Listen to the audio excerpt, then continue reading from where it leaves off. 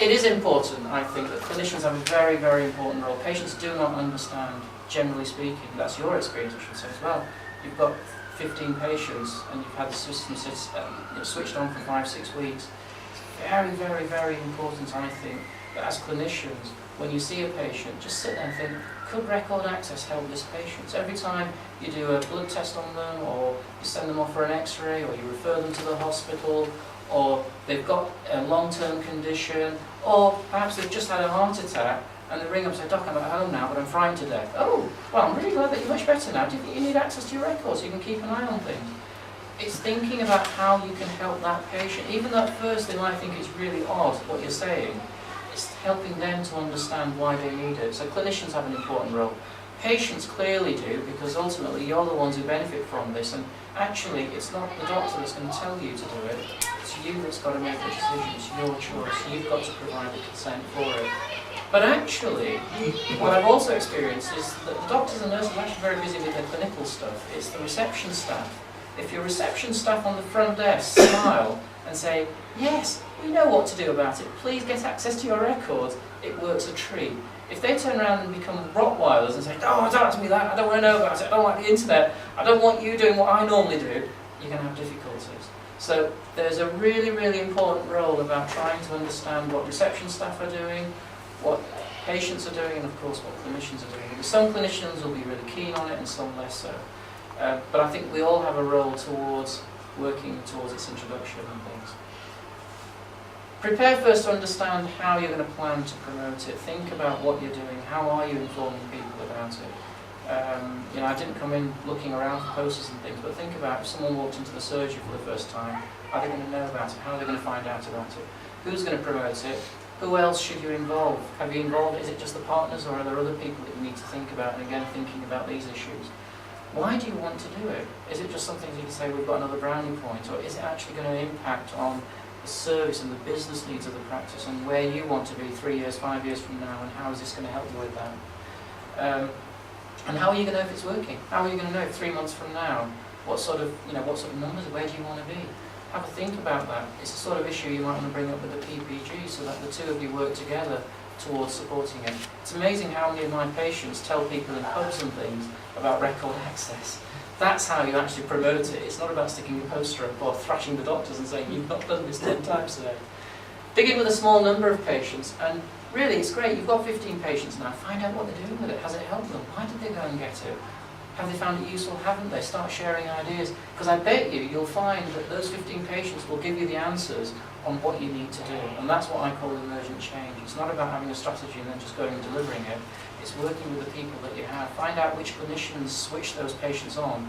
How did they go, oh, was it a clinician or was it a receptionist? That's the intelligence, because if you get that, you'll then understand what works in your patient population here in Morecambe Bay. We've got a local care record development board, and this is something you might want to work with the PCT on, because it was clearly obvious that if a hospital doctor writes a letter and the patient sees it and then writes to the hospital doctor and says, how dare you write about this, that and the other, and the hospital doctor says, well actually I didn't send that letter to you, I sent it to the GP, why has the GP let you see it? Well actually the answer to that is copying letters to patients. The hospitals should be sending those letters anyway. They've got a right to see it, but nonetheless there may be some sensitive issues around who has access and why they've got access and whatnot. Set up a local care record development board where you've got clinicians, you've got information governance managers, you've got the Caldecott Guardian, not just from the PCT and the practices, but from social services, from the acute trust, from the mental health trust, from the out of hours, perhaps from the A&E department, the places where people are going to be using these records. Bring them together, bring that expertise together, and start to look at how it would support this. And there's a lot of information on the practice website about the local care record development board, but I think that's very helpful. They've got an important role in supporting it, in informing people, educating people, and also putting the brakes on. If a patient comes to harm with this, then how are they going to complain? If they've got a great relationship with your doctor, they may not tell the practice, but I think there's a really important role the PCT has to say, if you're not happy and you don't want to rock the boat with your practice, because you know that's the only practice you've got, well, tell us at the PCT so that we can look into it. And that's a very, very important governance role that I couldn't do record access in my practice without having that kind of structure in place to support it and to allow patients and other clinicians and everybody else to be able to talk to them independently. And then the possibility of perhaps looking at other developments that are going on. I mean, the big one here in Morecambe Bay clearly is Lorenzo Regional Care that's happening at the local hospital here. There are IT developments that the rest of the world is looking at. Don't think you're just an island on your own doing something different. Why don't you find out about what's going on in Morecambe Bay and say, hey, we're doing something in the community here, I know you're doing something in the hospital, can we synergise, can we find common ground? And the common ground is about the change management stuff and how we promote it, and how we support each other, whilst we've got some people who like it and some people who don't. So I mentioned the critical role of clinicians, the front desk staff, patients and the public. We've got something called the Record Access Collaborative. It's made up of a group of clinicians and system suppliers who've got an interest in records access. You're very welcome to come and join that, where we can just share ideas and opportunities and perhaps some of the worries that we might have. I mentioned the practice website. This is the Record Access Collaborative. You can see who they are, and there's forums on there. And by the way, the forums aren't just for the clinicians, but they're for patients too. So by all means, register on there and start raising issues, because the ideas that you might have in your head will be relevant for other practices as they start to move forward. We've created some guidelines. There's 3 GPs, myself, a GP called Dr. Brian Fisher, and another GP called Dr. Richard Fitton. Between us, we've got about 30 years of experience of enabling patients to access their records. And we've produced some guidance that at the moment is just going through the Royal College of GPs to be accredited.